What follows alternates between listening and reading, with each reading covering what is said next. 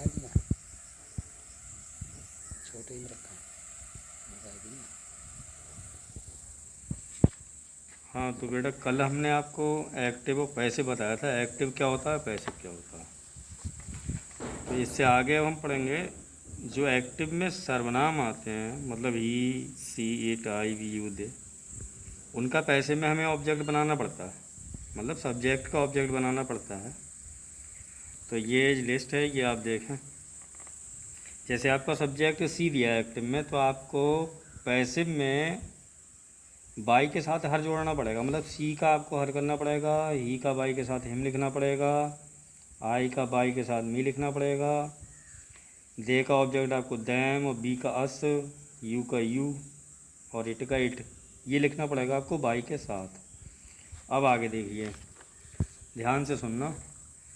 Active voice से passive voice बनाते समय हमें टेंस का ध्यान रखना होगा। आप सभी जानते होंगे टेंस 3 प्रकार के होते हैं, present tense, past tense, future tense.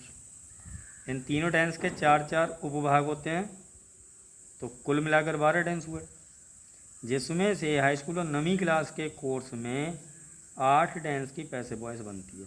ये आप ध्यान रखें, 12 की नहीं बनेगी। एक्टिव वॉइस से पैसिव वॉइस बनाने के नियम, अब आप रूल देखें। और ये नोट है कि पैसिव वॉइस में हमेशा वर्ब की थर्ड फॉर्म का प्रयोग होता है।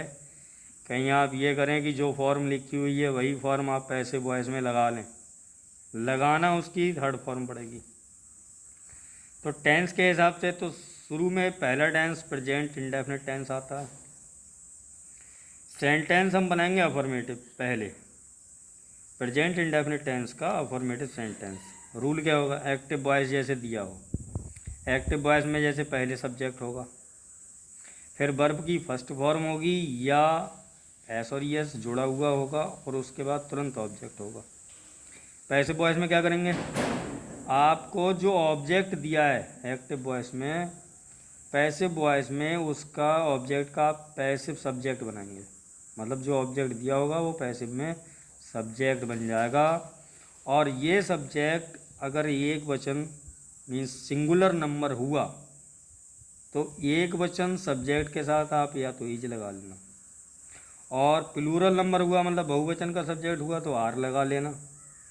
और अगर आई बन रहा है यहाँ पे सब्जेक्ट, तो आई के साथ ना तो इज ना आर, केवल क्या लगेगा, एम लगेगा। और ये लगाने के बाद आपको जो वर्ब दी हो, चाहे वो फर्स्ट फॉर्म हो चाहे एस और यस जुड़ा हुआ हो, आपको उस फॉर्म की थर्ड फॉर्म ही लिखना है। कहीं समझे कि फर्स्ट लगा दें, वो नहीं ले लेगी।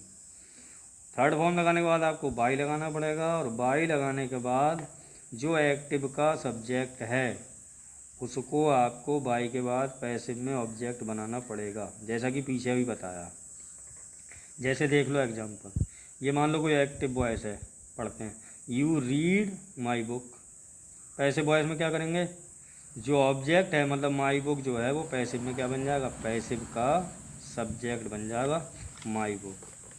अब माई बुक, अब ये सिंगुलर नंबर है मतलब एक वचन है, तो आपको क्या करना है, इन तीनों सहायक क्रियाओं में से एक लगाना है।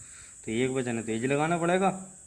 एज लगाने के बाद जो थर्ड फॉर्म रीड है, इसकी थर्ड फॉर्म भी रीड होती है, फर्स्ट भी यही है थर्ड भी यही है, कोई दिक्कत नहीं। अब इसके बाद आपको वाई लगाना है, जैसे कि नियम में लिखा है वाई लगाओ, वाई लगा लिया। अब वाई के बाद पैसिव का ऑब्जेक्ट बनाना पड़ेगा, तो एक्टिव का जो सब्जेक्ट यू है वो पैसिव में यू रहेगा, ऑब्जेक्ट बन के भी यू रहता है। दूसरा देखो, ये मान लो कोई एक्टिव है, दे सेल बनानाज, पैसिव कैसे बनाएंगे, जो बनानाज ऑब्जेक्ट है वो पैसिव में सब्जेक्ट बन गया। अब ये बनानाज, भाई एक केला थोड़े हुआ, ये तो यहाँ पे बहुत से केले, बनानाज तो बहुवचन हुआ, इसलिए इज नहीं लगेगा, अब क्या लगेगा, अब आर लगेगा, क्योंकि बहुवचन में आ गया। आर लगाने के बाद क्या करना है, जो फर्स्ट फॉर्म देख रहे हैं वो आपको थर्ड बदलना पड़ेगी, थर्ड फॉर्म के बाद बाई, और बाई के बाद जो सब्जेक्ट एक्टिव वॉइस का है उसका ऑब्जेक्ट बनाना पड़ेगा, मतलब दें, समझ गए। अब अगला देखो, एक्टिव दिया तो इसमें लिखा है सी एब्यूजेज हिम, पैसे बनाए, जो हिम ऑब्जेक्ट है वो यहाँ से उठा के जब सब्जेक्ट में लिखोगे तो सब्जेक्ट लिखा जाएगा हिम का। तुम सोचो कि हिम का हिम लिख दिया जाए तो गलत है, क्योंकि यहाँ ऑब्जेक्ट है, लेकिन जब यहाँ आ जाएगा तो सब्जेक्ट माना जाएगा, तो हिम सब्जेक्ट थोड़ी होगा। फिर यहाँ पे जब आएगा तो ये सब्जेक्ट में ही बन के लिखा जाएगा, ही। अब ही सिंगुलर नंबर है इसलिए एज। अब जो एब्यूज़ करके लिखा है इसकी थर्ड फॉर्म एब्यूज्ड, और एब्यूज्ड के बाद बाई नियम के अनुसार, और बाई के बाद जो सब्जेक्ट आप सी देख रहे हैं उसका आपको ऑब्जेक्ट हर लिखना पड़ेगा। ओके, समझ गए आप? आगे कल देखेंगे।